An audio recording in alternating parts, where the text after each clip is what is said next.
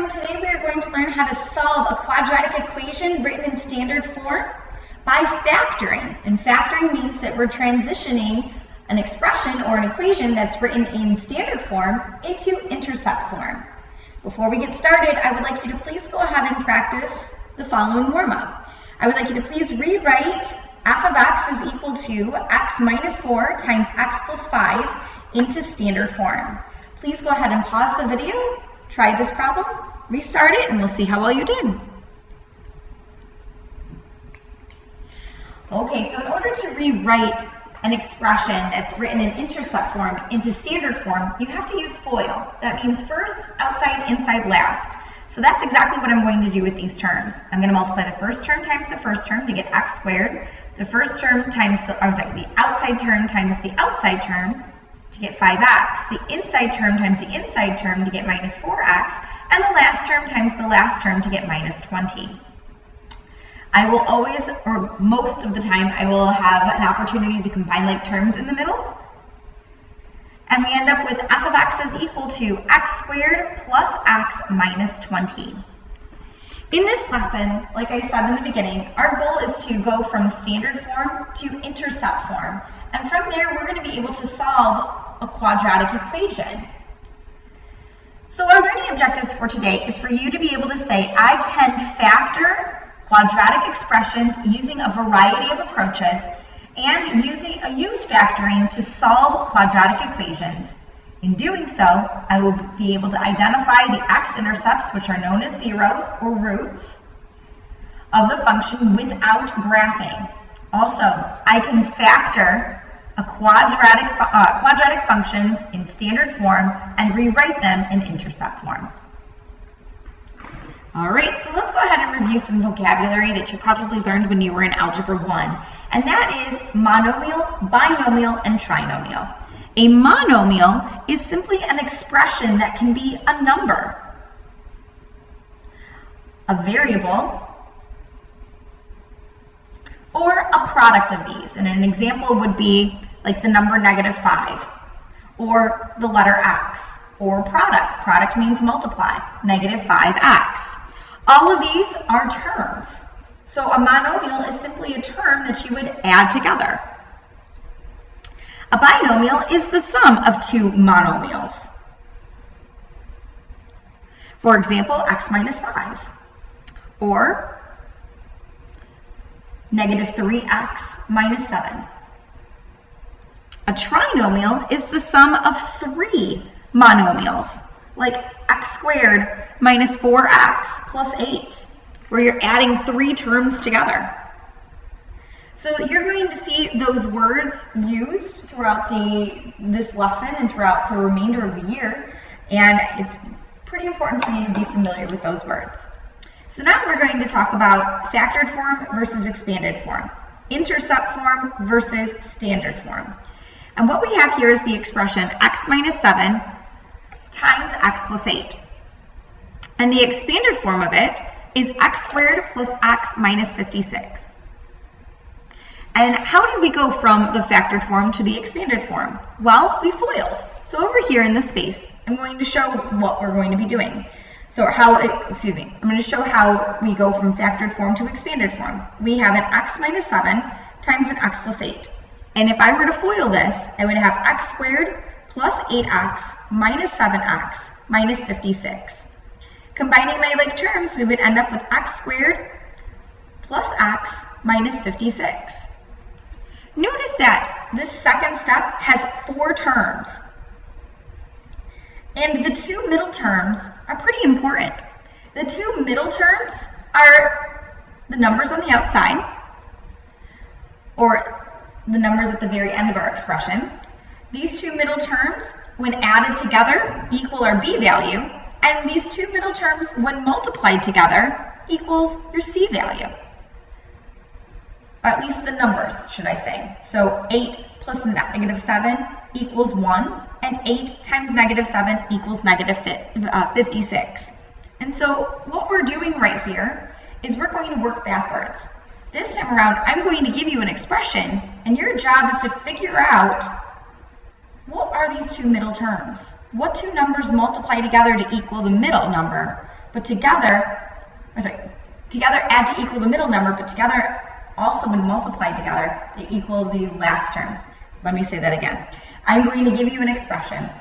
Your job is going to be to identify what two numbers when added together equal your b value and when multiplied together will equal your c value. From there, we'll be able to go back to factored form. All right, so we are going to be reversing this process, if possible. So sometimes it's not possible, but sometimes it is. And so let's talk about strategies. So whenever you factor ax squared plus bx plus c when a is equal to 1, just know that these are the easy ones. These are the easy types of problems. What makes them easy is that the process is not as intense and there's not nearly as much thinking as when a is not equal to 1. So the algebra, if you have ax squared plus bx plus c is equal to a factored form, then that means that p plus q, your last two numbers, when added together would equal your b value, and when multiplied together would equal a c value. There does exist an approach, it's called Xbox, but when it comes to your x, you just have to know where everything goes. So at the top is multiplication, and at the bottom is addition. And you have to figure out what two numbers multiply together to equal your c value, but together add to equal your b value. And this only works whenever a is equal to 1. When a is not equal to 1, the top piece is going to be a different number. So looking over here, we have x squared plus 5x plus 6. So if I were to analyze this problem, I need to figure out what two numbers when multiplied together would equal my c value, which is 6. Yet when added together would equal 5. And I know that whenever I think of the factors of 6, I know that we have 1 and 6 and 2 and 3. And I want them to add together to equal 5, and I know that 2 plus 3 is equal to 5. So when I factor it, I'm going to write down two parentheses because I know what this is supposed to look like, and I'm going to put an x and an x. And the reason I have an x and an x is because the only way for me to multiply together to get x squared is if I were to multiply an x times an x. And then the other two numbers, that's going to be the side of your x's, the left side and the right side, and that's going to be plus 2 and plus 3. Now notice that I wrote it in a completely different order than what I have written. That's okay. As long as the parentheses are the same, order doesn't matter whenever you are multiplying. 4 times 5 equals 5 times 4. So I don't want you to be discouraged when you're checking your answers and your parentheses are different. It still means the exact same thing. So for example 1, we want to factor each trinomial. And we want to essentially find two numbers whose product is c and whose sum is b. So the first thing I'm going to do for every single one of these problems is I'm going to write down the structure. And I'm going to ask myself what two numbers multiply to equal x squared. I'm going to split apart the x squared into an x and an x. And I'm going to ask myself what two numbers when multiplied together equal negative 18, yet when added together equal negative 3. So if you ever have to break down the factors of 18 to really analyze it, that might be an approach. Maybe you already can see what the answer is supposed to be. But let's say that you didn't. I have 1 and 18, 2 and 9, and 3 and 6. Those are all of my factors. Now looking at these factors, which ones when added together would equal a negative 3? Well, I would have a 3 and a 6. And to get a negative 3, I would need 6 to be negative. And so I'm going to check. Is 3 times negative 6 equal to negative 18? Yes. And is 3 plus negative 6 equal to negative 3? Yes. So I'm going to use the sides right here to factor. This is going to be x plus 3 and an x minus 6. All of this extra work, you do not need to show me, and actually I encourage you not to show me that work. I want you to be able to do these in your head. I'm just showing you the thinking for factoring these expressions. Next we have d squared plus 14d plus 48. So I'm going to split apart the d squared into a d and a d, and I have to figure out what two numbers when multiplied together is going to equal 48, yet when added together would equal 14. So if I look at all of those factors, 48, I have 1 and 48. Probably not going to work. 2 and 24. Nope, that's not going to work. 3 and 8. 3 plus 8 equals 11. Nope, that's not going to work. 4 and 4 and 12. Well, 4 plus 12 is equal to 16. We're close, but not quite there. And then we have 6 and 8. And I know that 6 plus 8 does equal 48. So that means that I would have a positive 6 and a positive 8 on the side of my x. And this is going to be a d plus 6 and a d plus 8. Next, I'm going to break apart the m squared plus 2m minus 63 into two parentheses. The m squared, I'm going to split that up into an m and an m, and ask myself what two numbers multiply to equal 63 but together equal 2. So I'm going to write down what I know about 63. I know that 63 is 7 times 9. Well, can I get a 2 from 7 and 9? Yeah, I can go 9 minus 7, and that's going to equal 2. So that's going to be a positive 9 and a minus 7. And that's another approach for showing little work. But like I said, you can do all of this thinking within your head and just come up with the factored form. And that's actually what I would prefer you to get into the habit of doing, because factoring is not going away, and I want this to be as fast of a process as possible. Next, there are special there's factor special products. So we have special factorizations that you must know. These need to be very quick, and you need to keep your eyes peeled for opportunities to use these shortcuts. So these shortcuts are patterns. And the first one is called difference of two squares, or also known as dots, difference of two squares. And what you're going to see is just a binomial of a perfect square minus a perfect square. And if you ever see the difference of two perfect squares, to factor, you're going to take the square root of the first term, which a square root eliminates a square, leaving you with just the letter a, and you're going to take the square root of your second term, which is b squared. And the square root of b squared is equal to b, because once again, a square root and a square eliminate each other. So now these are going to be the terms that you're going to work with. You're going to have an a in the first position and a b in the last position, and your signs are going to be opposite. And that is going to be the pattern that I want you to recognize. So an example is x squared minus 4. The square root of x squared is x. The square root of 4 is equal to 2. And so I'm going to have an x and an x and a 2 and a 2, and my signs are going to be the opposite of each other. Next, we have perfect square trinomials, a PST. And a perfect square trinomial, what you're going to see is that your first term and your last term are perfect square numbers, and your middle term is the product of, or 2 times the product of their square roots. So the square root of a squared is equal to a, the square root of b squared is equal to b, and the middle term is going to be 2 times a times b. So an example is we have x squared plus 6x plus 9. So I'm going to take the square root of x squared, and that's going to equal x, and I'm going to take the square root of 9, and that's equal to 3. And is 2 times x times 3 equal to 6x? It is. So that means that we have ourselves a perfect square trinomial. So all you have to do to factor is it's going to simply be that x and 3. And then what sign do you see of your b value? Well, my b value is a plus. So it's going to be x plus 3 squared. These are a little bit tougher to see, but as you're working with them more and more, it might become easier and easier. Next, we have x squared minus 4x plus 4. So the difference between these two is that one has a positive b value and the other has a negative b value. The process is exactly the same. You would take the square root of your x squared to get x, you would take the square root of 4 to get 2, and so those are going to be your two numbers, but what's going to be in the middle is the sign of b, which is a minus sign. So once again, this sign right here is always the sign of b. It's the sign of your b value. All right, let's go ahead and factor these expressions. We have m squared minus 121. So I'm going to break this apart into two parentheses, and I'm going to split apart the m squared into an m and an m.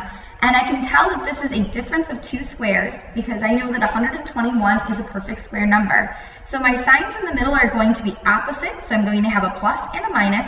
And the square root of 121 is 11. So there's your factorization.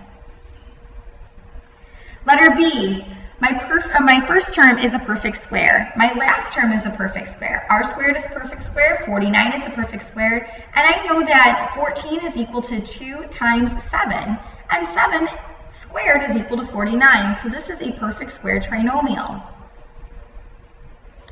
So the square root of r squared is an r and an r. The square root of 49, that's 7 and 7, and I can write two plus signs.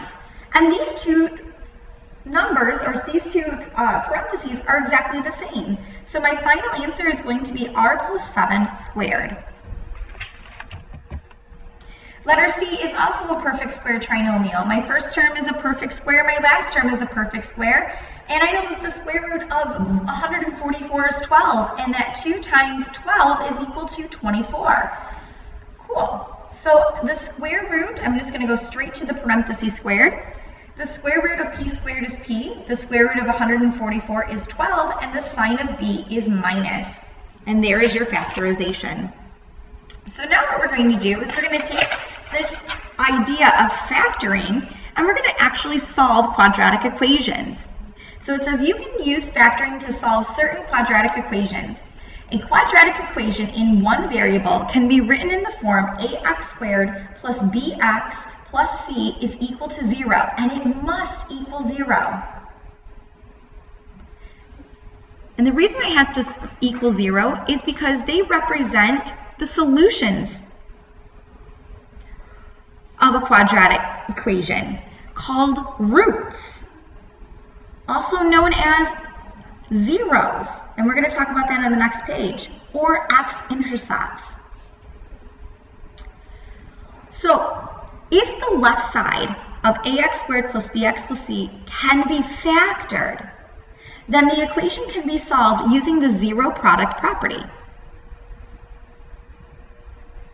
So what is the zero product property? It says that if you have two expressions, and let's call them a and b, so an expression means like x plus 5 or x plus 2, those are considered expressions, where you're actually adding and subtracting values together. So if these two expressions are, if a and b are two expressions, and a times b is equal to 0, then either a has to equal 0 or b has to equal 0. So if you have a factored form of x plus 5 times x plus 2 is equal to 0, then either the first expression of x plus 5 equals 0, or the second expression of x plus 2 has to equal 0. And so what you're identifying are your x-intercepts right here, your solutions to your equation. So I'm going to solve the first equation by factoring. I have x squared minus x minus 42, and I'm going to split apart the x squared minus 40x minus x minus 42 equals 0 into two parentheses, splitting apart the x squared into an x and an x, and asking myself what two numbers multiply together to equal negative 42, but together add to equal negative 1. And I know that 6 times 7 is equal to 42, and I want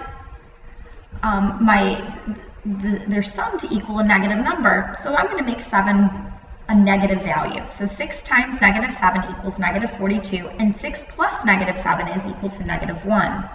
So I'm going to write x plus 6 and x minus 7.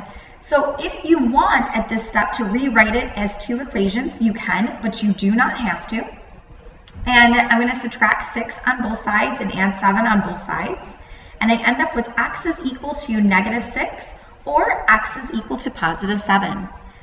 These values represent x-intercepts, and your x-intercepts in this case would be negative 6, 0 and 7, 0. Those represent your x-intercepts, which makes sense because we are essentially, if this was a quadratic function, we're letting the y value equal 0 and identifying what x is. Another way of asking this question is to ask, what are the roots of the equation? Well, in this equation, it's not equal to 0, so you must make it equal 0. So the first thing I'm going to do is subtract 35 on both sides, and when I do that, I end up with x squared plus 2x minus 35 is equal to 0. And I'm going to try to factor this expression, splitting apart the x squared into an x and an x, and asking myself what two numbers multiply to equal negative 35, but together add to equal 2. And I only know that 5 times 7 is equal to 35, and I want to have a positive 2, so that means that I need to have 7 minus 5 equaling 2. So I'm going to have a positive 7 and a minus 5. At this step, if you want to skip the setting up equations and just identify that your values are going to be x equals -7 or x equals 5, that is absolutely fine. If you want to set each parenthesis equal to 0 and solve because you're more of a visual learner, that's okay too. So in this case, your x-intercepts are going to be -7, 0 and 5, 0. These are your x-intercepts. Next, we have f squared minus 121 is equal to 0. This is a difference of two squares. And I'm going to separate this side of f squared minus 121 into two parentheses, splitting apart the f squared into an f and an f, and the square root of 121 is 11. And my signs for a difference of two squares need to be different. So that means that f is going to equal -11 or f is going to equal +11. And once again, those intercepts are going to be -11, 0 and 11, 0. These are my x-intercepts. All right, next, let's go ahead and flip to the next page so that we can talk about the word roots, zeros, x-intercepts. So this is called the zeros of a function. So the x-intercepts, which I've already talked about, of a graph is y is equal to, of the graph, y is equal to a times x minus p times x minus q, which is just intercept form. They are, once again, your p-value and your q-value, and we've used that whenever we were graphing functions in intercept form. Now, because the function's value is 0 when x is equal to p and when x is equal to q, these numbers p and q are called the zeros of a function. So once again, the zeros, the roots, the solutions, your x-intercepts, they are all interchangeable. And so you're going to see those values, you're going to see those words in your directions. So whenever you see them, they're essentially asking you to let y equal 0 and find x. So we want to find the zeros of the function by rewriting the function in intercept form first. So if I want to rewrite them in intercept form, that means that I, first of all, need to replace that y with the number 0 because we're going to be identifying our zeros. So that means we're letting y equal 0 and identifying x. That's number one. Number two, if we want to rewrite it in intercept form, that means that we're going to factor our expression by splitting apart the x squared into an x and asking ourselves what two numbers multiply to equal -28, but together add to equal 3. And I know that 7 times 4 is equal to 28, and I know that 7 minus 4 is equal to 3. So I'm going to have an x plus 7 and an x minus 4. So that means that my x-intercepts are going to be located at -7, or x is going to be equal to 4, and my zeros are going to be located at -7, 0 and 4, 0. These are considered the zeros. Notice I'm rewriting all of these as ordered pairs, and that's because those ordered pairs represent meaning. They represent actual x-intercepts. Letter B, we have y is equal to x squared minus 4x plus 4. This is a perfect square trinomial, and that's because my first term is a perfect square, my last term is a perfect square, and my middle term is double the square root of 4. So I'm going to rewrite this equation by replacing y with the number 0. And I'm going to rewrite this as a parenthesis squared. The square root of x squared is x, the square root of 4 is 2, and the sign of my b value is a minus, so I have an x minus 2. So that means that I have only one parenthesis to work with, and that means that I have only one x-intercept, and that's located at 2, 0. So this is only one x-intercept. Let's go ahead and look at letter C. For letter C, I have f of x, which is just a fancy y. And I'm going to write 0 is equal to, and I'm going to try to break apart the x squared minus 10x plus 25. Well, x squared and 25 are perfect square numbers. I know that the square root of 25 is 5. 5 times 2 equals 10. So once again, this is a perfect square trinomial. So I don't really need two parentheses. I can just take the square root of the first term and the last term, and then my sign of b is a minus. So this is really 0 is equal to x minus 5 squared, one parenthesis again. And so that means that x is going to be equal to 5. So my ordered pair is going to be 5, 0. Next, you're going to have some story problems in your homework pertaining to geometry, and maybe that might be a refreshing thing for you. So it says find the value of x. We are given that the area of this rectangle is equal to 36 units. 36 units squared. This is our area. And I am given a length and a width, and what I need to do is identify the value of x. Also, what I need to do is remind myself of the formula for the area. The area of a rectangle is equal to length times width. So in this case, my area is 36. So I'm going to write 36 is equal to my length times my width. So I'm going to say that my length is x plus 5, and I'm going to multiply it by my width, which is x. And I'm going to distribute backwards so that I end up with 36 is equal to x squared plus 5x. Well, in order to solve a quadratic equation, it must equal 0. So I'm going to start off by subtracting 36 on each side so that I end up with 0 is equal to x squared plus 5x minus 36. From here, I'm going to split apart this expression into two parentheses. Notice that I have a perfect square and a perfect square. So let's see. The square root of 36 is 6. Is 2 times 6 equal to 5? No, this is not a PST. But it's always good to check. So in this case, I'm going to be working with different factors of 36. So I know that 4 times 9 is equal to 36, and I do know that 9 minus 4 is equal to 5. So that means I'm going to have an x plus 9 and an x minus 4. So that means that x is either going to equal negative 9 or x is going to equal 4. But we have context for this problem. In this case, x cannot equal a negative number because you cannot have negative length. So therefore, x can only be 4 units. Let's go ahead and look at our last example of this lesson. It says you have a rectangular vegetable garden in your backyard that measures 15 feet by 10 feet. You want to double the area of the garden by adding some distance x to both the length and the width of the garden. Find the value of x and the new dimensions of the garden. So we're starting off with our garden being 15 feet by 10 feet. And we want to add some length x all the way around that's the same. So if this is 10 feet, we want to add some length x on one side, and this is 15 feet, and we want to add some length x to the other side. I have two expressions. I have an x plus 10, and I have an x plus 15. And that's going to be my length and my width, and I will multiply them together to equal my area. Well, I want my new area to be double my original area. Well, my original area is 150 square feet, and I got that by multiplying 10 times 15. So that's equal to 150 square feet. So if I want to double it, that means that my new area needs to simply be 300. It's 150 times 2 square feet. So I'm going to set this equal to my new area, which is 300. I'm now going to FOIL and then bring 300 to the other side.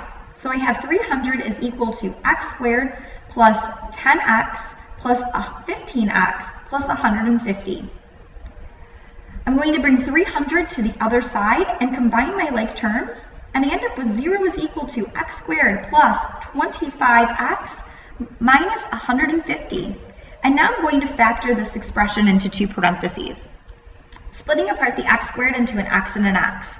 Well, I don't work with the number 150 very often, so what I'm going to do is write down the factors of 150. 150 divided by 2 is 75, and 2 and 75 will not give me a 25, so that doesn't work. 150 divided by 3, that's going to be equal to 50. Well, 3 and 50 won't get me a 25, so that's out.